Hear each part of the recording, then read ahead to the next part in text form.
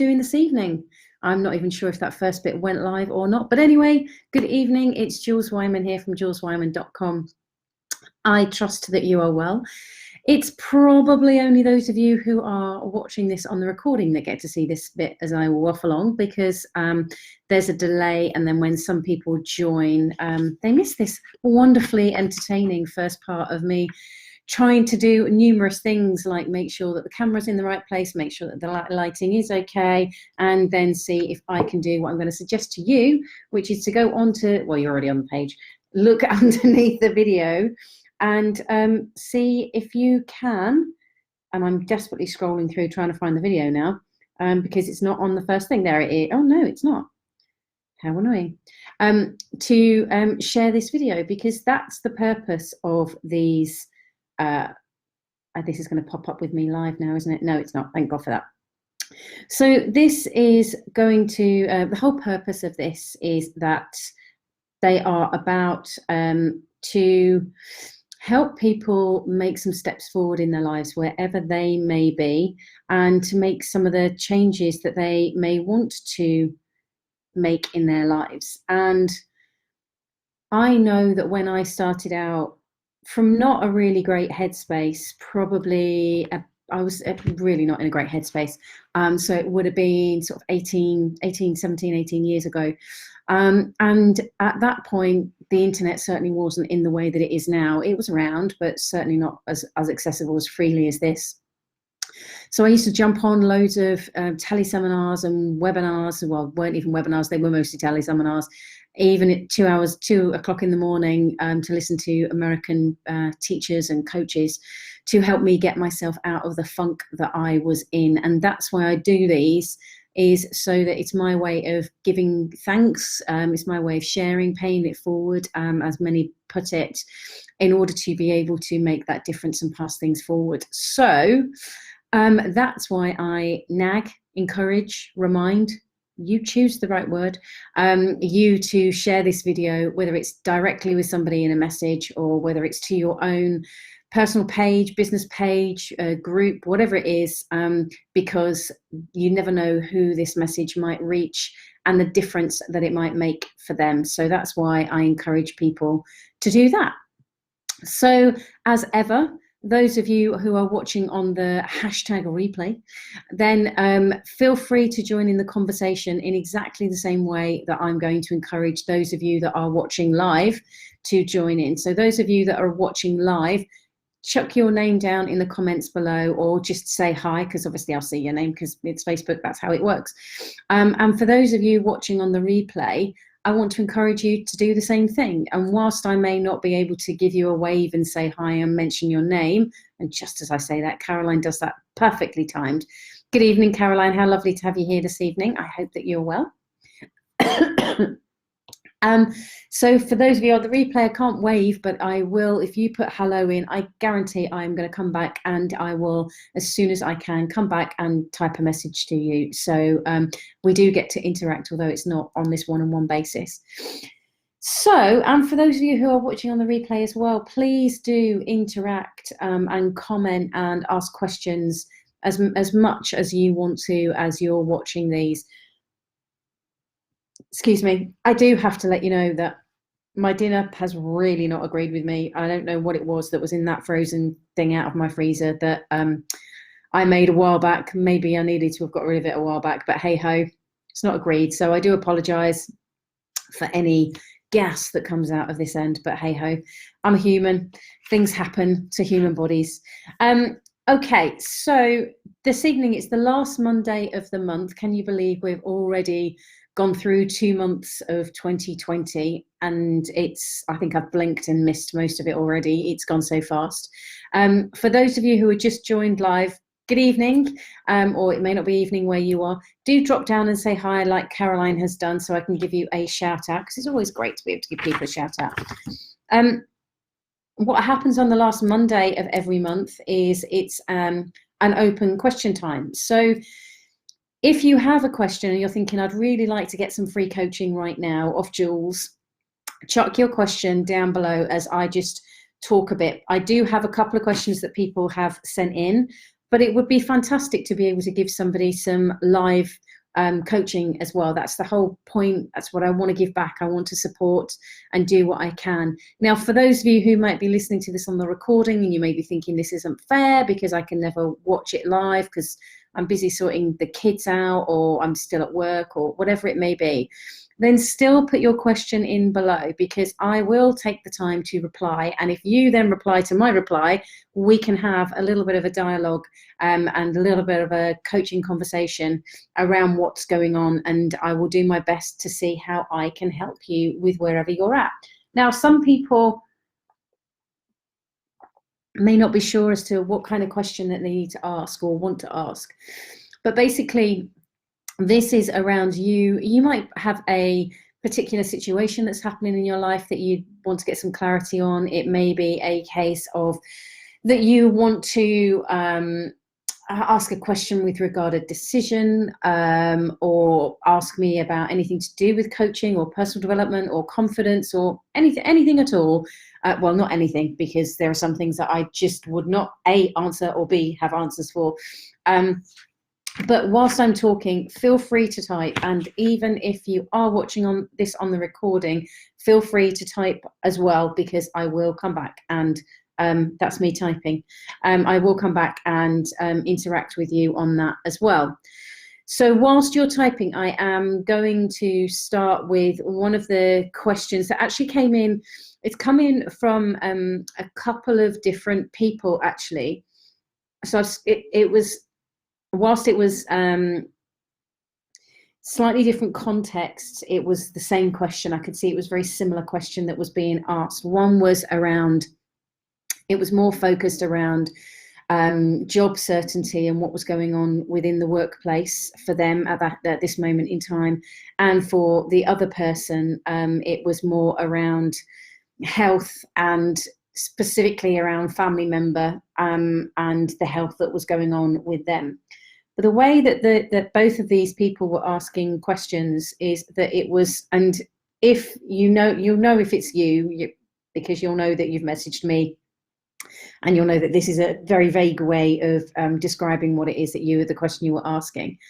So if it is you, and you know that you're watching this, or even watching it on the replay, then do answer some of the questions below, and I will come back and so you will still get your free coaching, but it will be more in text form. But if you're on here live watching this, then join in and let's have this conversation now so that you can grab yourself some free coaching. So the way I've taken from both of those is the kind of overarching question, as I saw it, is how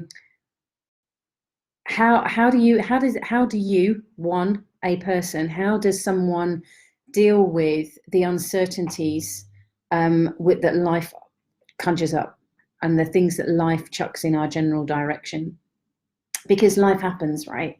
And life does have a wonderfully creative, explosive, annoying way of chucking us curveballs. And very often that means that we can go into a place of uncertainty and not really know what's going on. Good evening to those of you who have just joined live. Do drop down and say hi. And I think that it's such a wonderful topic of conversation to think about, how do we deal with uncertainties? And I think the first thing that helps me anyway, and I've had a number of those in the last, well, at least decade anyway, if not longer than that, that dealing with uncertainties is recognizing that they are exactly that, uncertainties. I think what causes us the discomfort or suffering or stress is that we try to make something that's uncertain certain, because the way that the thinking mind works is it really, it craves, it needs, it wants certainty. So when we are experiencing, or when we have a dialogue around uncertainty, then it can become a real challenge, because the thinking mind doesn't like that, and it wants to scooch everything over into the land of certainty. And what that can trigger is not simple, what it can trigger is the behaviors around control, the need to control. It can trigger procrastination. It can also trigger behaviors of avoidance, but in a slightly different way. There's so many different behaviors that can be triggered by this need for certainty. And I think one of the things that we seem to battle against so much as human beings is getting annoyed about that life doesn't give us certainties. And I think that this to me now, and I'm still working on this, by the way, it seems quite an insane thing to do, to recognize that life is uncertain. We don't know if our jobs genuinely are secure for life. We don't know whether the businesses we run are going to be functioning at a certain level forever. We don't know what the economy is going to be like. We don't know what the world of politics is going to do. We don't know what the weather's going to do in the next hour. I mean, I woke up this morning to snow here in York, and the weather forecast didn't say it was going to snow. So there's uncertainty there. And I think that what we do as human beings is we rail against that. We push back and we're like, no, but I want to know. I want to know how it's going to be. And I want to have control of that. And I want to make sure I can do something about that. And actually, in all honesty, we can't. So I'm assuming by those that there's no comments coming in, that the people that this question relates to are possibly not on this live. So I can't ask any immediate questions back. But the question that I tend to ask myself, and this actually does link into the second question that was asked as well, but as a simple strategy that I use to remind myself when this sort of crazy must have control, must make things the way that I want them to be kind of world is going on, is I take a step back and just ask myself, what can I do? Not as in what can I do, but what can I do? Is there anything that I can do that kind of takes it more into that realm of certainty?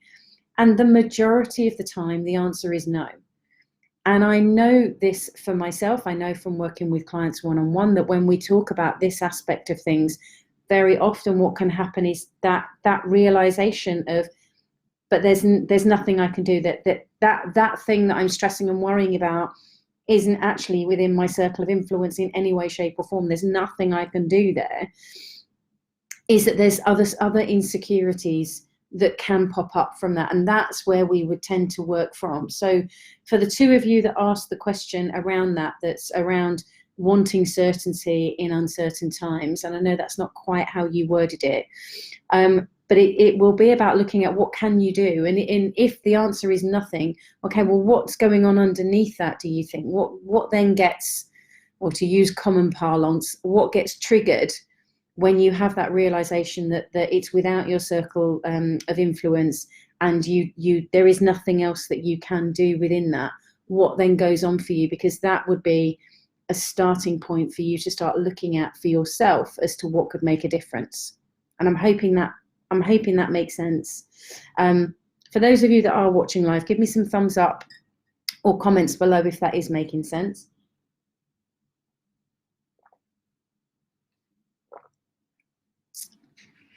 And I'm going to, so I'm going to lead that on to this. And as a reminder for anybody else who would like some free coaching right now, whether you are watching this live or whether you are watching this on the recording, if you're watching it live, then get your question in at the comments below, and you and I can have a conversation and see if we can get some resolution for you for whatever's going on for you at this moment in time. If you're watching this on the recording, then do the same thing, put your question in, but it's just going to take a while for me to, the moment I've got the opportunity, I will come back and I will give you some messaging and give you some messaging. I think you know what I mean.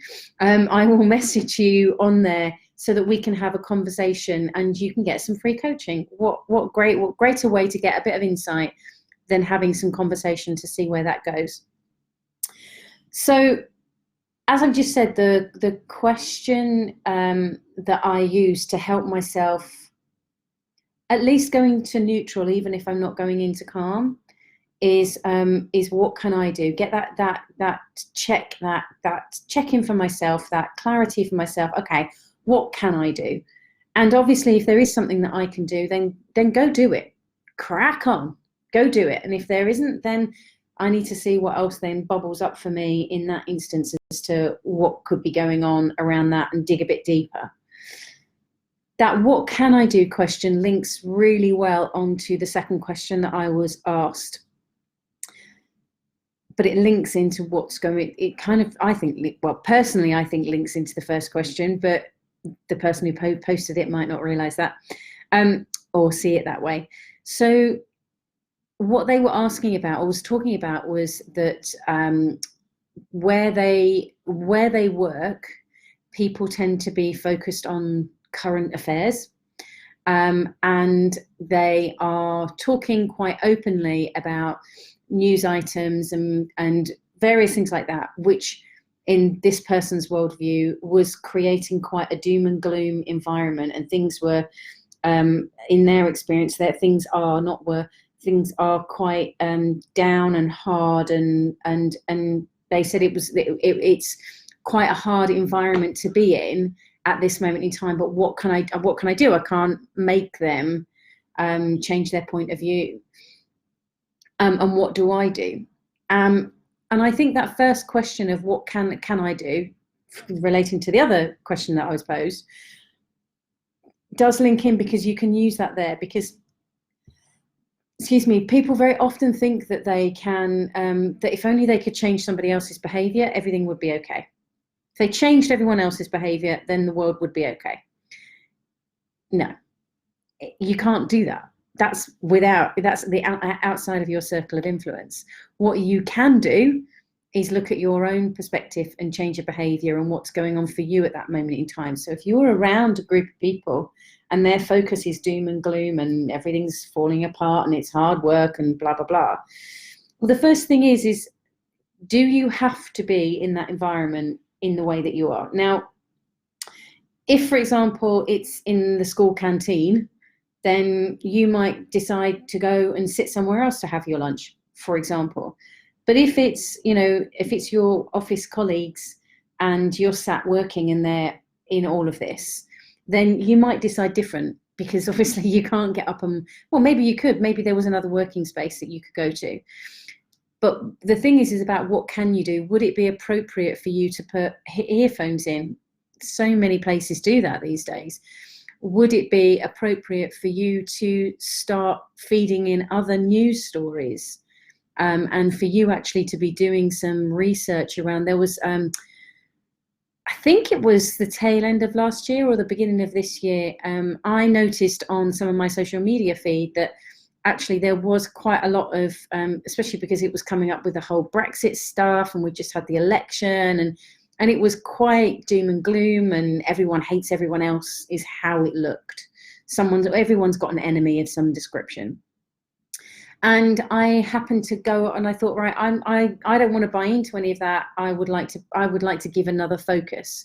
It's not that the first focus is wrong or bad or broken or anything. It's just that for me, I know that if that's the only thing that's getting my attention, then I'm not going to be thinking in a productive, positive, motivated, inspired manner. So I went off and found an article that listed, I found two in the end, and I can't remember. There was one I think had 20, and the other one had more than that. The positive news stories from 2019, and it was things about countries that had planted billions of trees, and an animal that had been taken off the endangered list, and things like that we only get told in the news the bad stuff, but actually there was loads of good stuff. And what was fascinating was when I put that out on social media, it went nuts. People were like, oh my God, this is brilliant. It was being shared left, right and center. And I didn't create the stories, but I just showed that there was another focus. So that's something when it goes into that realm of dealing with people that are in doom and gloom, is giving them another focus. And just as I'm describing this, there's somebody in particular that's popped into my head that I used to, because of my family marital status, needed to spend time with, due to family circumstances. And they were somebody who focused on everything that was going wrong, never looked for what was going right. So I just decided that I could ignore them, or I could give them another viewpoint. So it wasn't that I was in disagreement. I made a point of, whenever she said something, of acknowledging that I could hear her, that I heard her point of view, however it was the right way of saying that, and I gave another point of view. So, oh God, my knees are hurting again today. I bet you they are. For somebody who's walked the amount that you have for your age, it's no wonder that they do. And isn't it amazing that even though they hurt, you're still getting around, and that's brilliant. So I would just tag on something else. So it's not about, I think very often what we can end up doing when we're in what we would be perceived as that doom and gloom, heavy, miserable environment, is we think we've got to shift somebody. Good evening to those of you who are just joining, by the way. We think we have to shift their focus over to here, rather than, I think what's important is giving a wider view of what is possible, of the whole picture. Does that make sense? Let me know if that's making sense.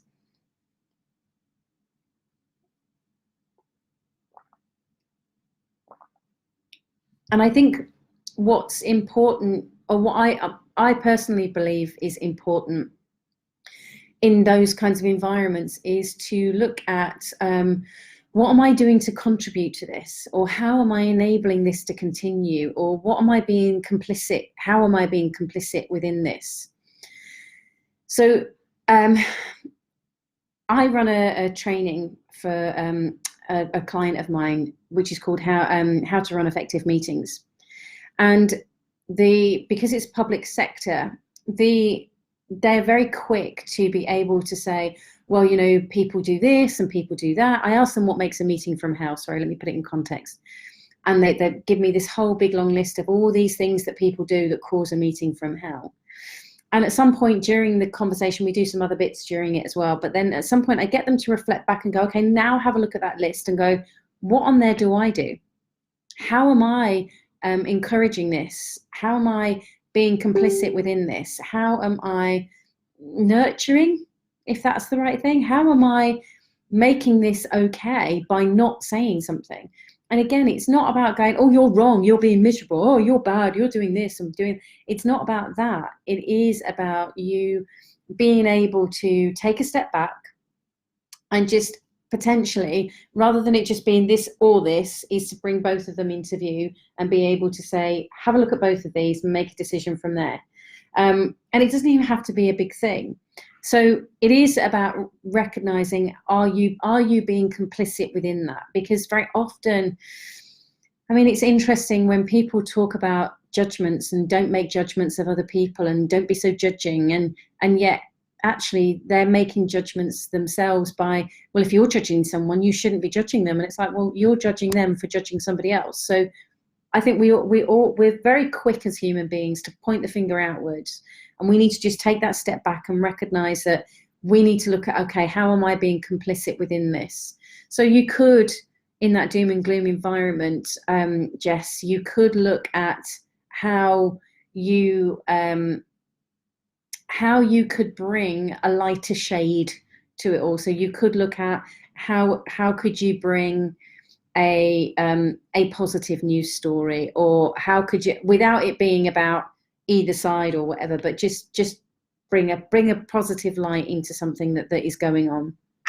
And then look at, is there anything that you could be doing differently? So could it be a case of flagging it up to the right person and just having a conversation with them if you get on well with them? Could it be seeing if you could sit somewhere else? Could it be making sure that you don't dip into those conversations even occasionally? It's what could you do differently in order to support that focus of that doom and gloom, as you put it, being in another direction. Does that make sense? I'm hoping it makes sense. I'm gathering that you're not on here live either, so that's not being able to comment. So I am just going to check whether, let me just see. No, I haven't got. It's interesting. I think that my Facebook may possibly be doing that wonderful thing of not letting me see any comments, which is always helpful when I'm doing a Facebook Live. And I was just about to click the refresh button, then that wouldn't be fun because obviously the video would end. If you have commented and asked a question and I haven't answered it this evening, then I'm really sorry. At the moment, the only comment that I can see is from Caroline saying, "Hi, Jules." That's it. I can't see any other comments. So if you have, and I haven't obviously answered your question because I can't see it, can I ask you to copy and paste it and send it to me as a direct message on here? And I will, before the end of tomorrow evening, because I don't know how many there'll be, I will make sure that I reply to you all personally and give you some thoughts and insights into whatever your question may be. So if you have liked, if you have commented, at the moment, as I say, the only thing I can see is Caroline's post. I can't actually see anything else. So I do not know if there are other things there that you may not be asking questions. You may be completely fulfilled with what I said. You may have no questions and your life is all marvelous and tickety boo, which if it is, that's awesome. I don't know why I said that, but anyway, hopefully those two thoughts on those questions that were sent in have given you insights. Those of you that sent them in, do let me know if it's made sense. If you want some further clarification, then let me know. And if you have a question or a theme or a topic that you would like covered on the Confidence Conversation, then please do direct message me on here. And I'm more than happy to create a topic because these conversations are about you. And if there are no conversations, then the videos will stop. So you create the content by giving me the kind of the starting point, really. So yeah, let me know. I hope you found this evening helpful. I can't see if there are any more comments, so I do apologise if you have been messaging frantically throughout and I haven't even said hello. How very rude. Then I apologise, but at the moment I can't turn the camera around because the camera's there and the comments are there. But I literally can only see "Hi, Jules," and maybe that's all that there are. But if there are any more, I can't see them. I apologise, and I'm going to leave it there because I haven't got any more questions that have been sent in. And I look forward to catching up with you. And I'm just doing the eye glance. Yes, I know I'm okay. I'm around because I know that there's one Monday coming up that I'm not going to be here, but I am here next week. So join me again next week for a confidence conversation. Who knows what the topic will be and who knows where the conversation will go. But in the meantime, please, in a world where you can be anything, please be kind. Take care. Bye now.